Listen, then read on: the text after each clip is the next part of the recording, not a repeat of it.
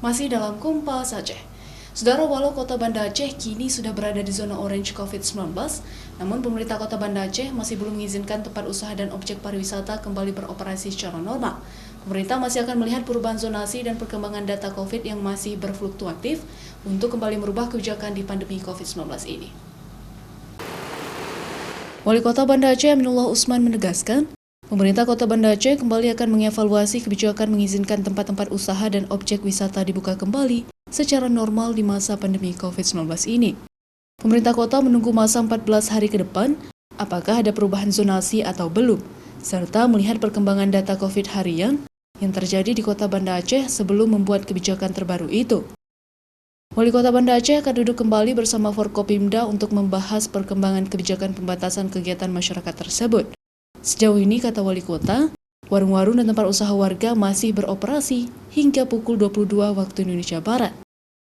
Demikian juga dengan lapangan Belang Padang dan Ulele yang dibuka secara terbatas, sedangkan lokasi wisata seperti Museum Tsunami dan Kapal Apung masih ditutup untuk pengunjung. Kita sudah orange, tapi minggu tanggal 27, ya kita harapkan nanti kalau mau orange lagi, kita duduk bersama Forkopimda untuk membuka benteng-benteng pertahanan COVID ini ya. Tadi tempat-tempat keramaian seperti tempat wisata yang saat ini ditutup, seperti Museum Tsunami, Kapal Apung ya.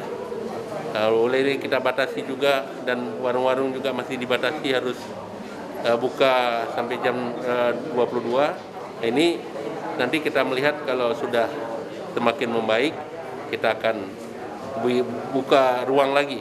Sementara itu, pemerintah Kota Banda Aceh hingga kini juga masih belum mengizinkan kegiatan-kegiatan sosial kemasyarakatan seperti menggelar pesta pernikahan dan sunatan.